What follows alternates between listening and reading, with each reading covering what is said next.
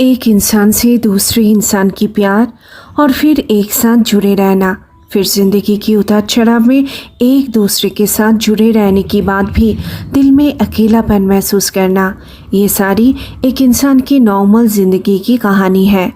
कई बार लोग एक रिलेशनशिप में बोर होके दूसरे रिलेशनशिप में जाके फिर से खुशी महसूस करना चाहते हैं और फिर से बोर होके तीसरी, और ऐसे चलते वो सही प्यार की खोज में एक दिन जीवन के अंतिम क्षण में चले जाने के बाद महसूस करते हैं कि शायद ज़िंदगी की किसी मोड़ पे कोई मिली थी उसे, या मिला था जिसको वो यूं ही ठुकराया था किसी और की खोज में। लेकिन ज़िंदगी में कुछ रिलेशनशिप थोड़ा हटकी भी होता है। एक आत्मा से दूसरी आत्मा का बहुत डीपली जुड़े रहने के बाद भी जानबूझ के दो मन यानी कि दो आत्मा जब अलग होने के लिए सोचता है तो बात कुछ अलग ही होता है। एक छोटी सी कहानी बता रही हूँ दोनों प्यार करने वाले की। पिपली और तनुज दोनों ही बहुत ओपन थे रिलेशनशिप के बारे में। दोनों अपने अपने ज़िंदगी में बहुत खुश थे। तनुज एक बहुत ही शक्तिशाली और फेमस राइटर था। लड़कियां तनुज का लिखा हुआ पोएम, स्टोरी बुक्स, नॉवेल पढ़ के तनुज के साथ बातें करने के लिए उतावला हो उठता था। लड़कियों के महल पर तनुज का बहुत ही ज़्यादा डिमांड था, लेकिन तनुज का टाइप कुछ और ही था। लड़कियों को वो अपने बारे में ऐसा बताता था कि लड़कियां तनुज को लेकर एक सपनों की दुनिया में खोए रहना पसंद करती थी। लेकिन बात जब हद से ज़्यादा बढ़ने लगती थी तो तनुज लड़कियों के हाथ से चला जाता था। लड़कियां उसके पीछे जितना ज़्यादा इंटरेस्ट दिखाती थी तनुज उतना ज़्यादा भाग भाग के रहना पसंद करता था। कई बार तो घर में भी कई सारे लड़की तनुज का पता पूछते पूछते चली आती थी और तनुज तब पीछे की दरवाजे से घर से भाग जाता था। तनुज की एक बहन थी पूजा। कई बार तो लड़कियां पूजा के साथ दोस्ती इसीलिए करती थी कि तनुज तक जा सके, मतलब कि तनुज के बारे में बहुत कुछ जान सके। तनुज लड़कियों से बात भी करता था तो एक ख्याली अंदाज में। लड़कियां ज़्यादातर समय तनुज को दीवाना और अपना आशिक बनाने के लिए व्यस्त रहती थी। कुछ दिन बाद तनुज समुंदर के पास घूमने के लिए चला जाता था ताकि कोई तनुज को डिस्टर्ब ना करे।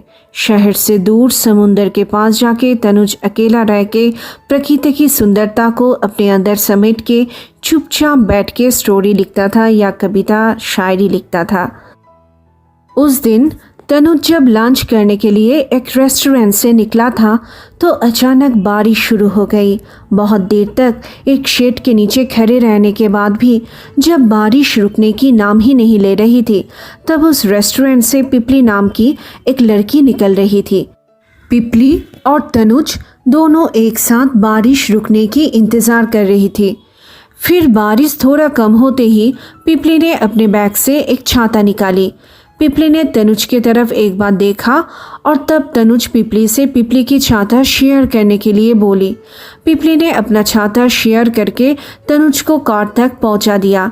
तनुज पिपली को थैंक्स कहने के लिए जब पिपली के तरफ देखा तो दोनों की आंखों में जैसे खो गया।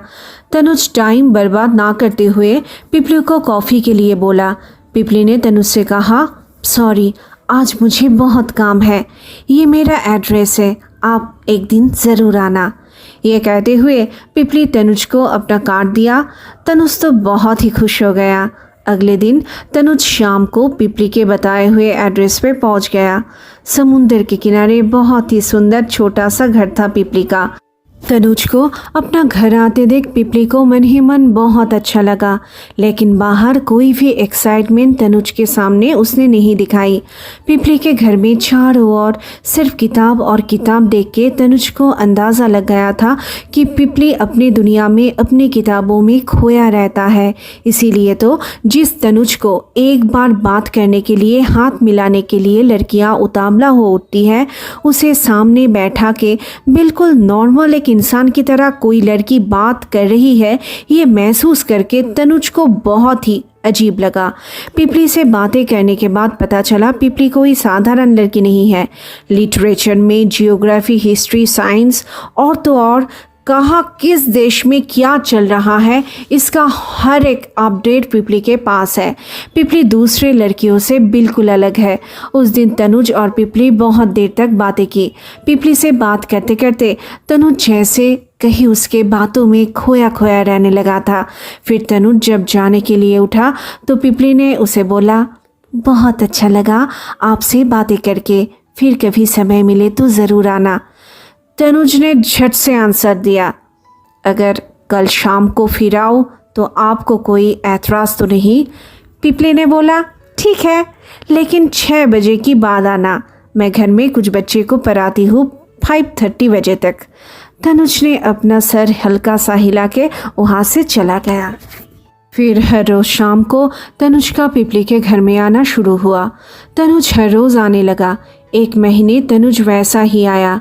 1 महीने के बाद तनुज कुछ दिन नहीं आया। पिपली इंतज़ार करती थी, लेकिन अपने माँ को कुछ समझाती नहीं थी कि वो तनुज के ना आने से परेशान है। पिपली से रहा नहीं गया।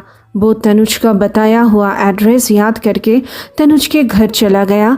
जाके देखा तनुज बीमार है। पिपली ने तनुज को अपने घर लाके बहुत सेवा की और तनुज ठीक भी हो गया। और उधर क्या हुआ, तनुज बहुत दिन शहर से बाहर है और उसका कोई ठिकाना किसी को नहीं मिल रहा है। तनुज का एक पुराना गर्लफ्रेंड था जो कि तनुज को बहुत दिन ना देख के बेचैन हो उठा था। उसे तनुज का एड्रेस पता चल गया तो वो तुरंत समुंदर के पास तनुज को देखने के लिए चला आया। लेकिन जब पता चला तनुज बीमार होकर पिपली के घर में है तो मुंह फुलाते हुए तनुज से कहा, एक टाइम पे हमारे बीच जितना गहरा संबंध था, क्या कभी किसी और के लिए तुम वैसा ही फील करोगे? तनुज को अच्छा नहीं लग रहा था ये सब अपने पुराने गर्लफ्रेंड के मुंह से सुनना, क्योंकि वहाँ पे पिपली खड़ी थी। तनुज उसके गर्लफ्रेंड को वहाँ से चले जाने के लिए कहा। वो वहाँ से मुंह फुलाते हुए चली गई। 2-3 महीने तक पिपली और तनुज दोनों एक साथ बहुत घूमी। कभी समुंदर के किनारे पैदल चलती रही तो कभी बहुत देर तक सुनसान रास्ते पे, कभी इंडियन लिटरेचर तो कभी फॉरेन लिटरेचर। दोनों जब बातें करना शुरू करती थी तब समय कहाँ से कहाँ चला जाता था ये दोनों को ही पता नहीं चलता था। फिर एक दिन तनुज ने पिपली को शादी के लिए प्रपोज करते हुए कहा, जानती हो पिपली, मुझे बहुत दिन से एक लड़की बहुत पसंद है। मैं उससे बहुत कुछ बोलना चाहती हूँ, लेकिन जब बातें करने के लिए उसके सामने जाता हूँ तब पता नहीं क्या हो जाता है, कुछ बोल ही नहीं पाता हूँ। पिपली हल्का सा मुस्कुराते हुए कहा, कौन है वो? प्लीज़ बताओ, आखिर कौन है वो? तनुज ने कहा, आईने के सामने जाके देख लो। पिपली ने धीरे धीरे तनुज से कहा, क्या शादी करना ज़रूरी है? क्या शादी एक सुंदर रिश्ते को पूरा ख़त्म नहीं करता है? शादी के कुछ दिन बाद बातें करने के लिए हस्बैंड वाइफ के पास कोई टॉपिक कहाँ रहता है? देखो तनुज, मैं तुम्हें पसंद करती हूँ और पूरा जीवन ऐसे ही तुम्हारे साथ चलना चाहती हूँ। पूरा जीवन तुमसे प्यार करके। शादी प्यार का खून करता है। प्लीज़ शादी की बात मत करो। तनुज पिपली से कहने लगा, फिर तुम क्या चाहती हो पिपली? पिपली ने कहा, तुम जहाँ भी चाहो शादी कर लो तनुज, अगर तुम शादी करना चाहते हो तो, लेकिन हम दोनों महीने में एक बार ज़रूर मिलेंगे। तनुज उस दिन अपना सर हिलाते हुए वहाँ से चला गया। 6 महीने के बाद पिपली के घर एक शादी का कार्ड आया। तनुज का शादी का कार्ड। तनुज अपने पुराने गर्लफ्रेंड से शादी कर ली। उसके ठीक 2 महीने बाद पिपली भी अपने माँ की कहने पर एक लड़के से शादी कर ली। सन 2025 तनुज कुमार वर्मा, जो कि एक बहुत ही फेमस राइटर भी है, वो पिपली खातून से मिलने के लिए अपना हर एक काम छोड़ के आया है। दोनों के आंखों में भारी भारी चश्मा, बाल सब सफ़ेद, दोनों का उम्र ही बहुत ज़्यादा है, लेकिन दोनों की मन की उम्र 15 या 16-17 साल है। आज भी दोनों एक दूसरे से बेइंतहा प्यार करते हैं। महीने में एक बार दोनों ज़रूर मिलते हैं।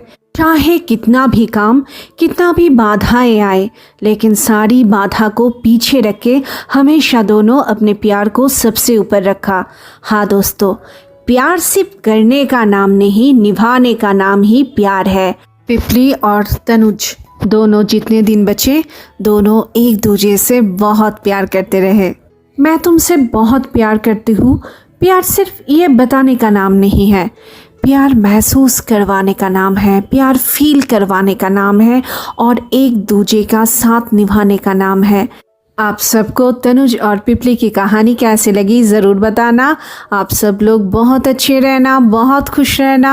आप सभी को हमारी तरफ से बहुत सारी शुभकामनाएं। आप लोग चैनल को सब्सक्राइब ज़रूर करना। अच्छे रहना। धन्यवाद।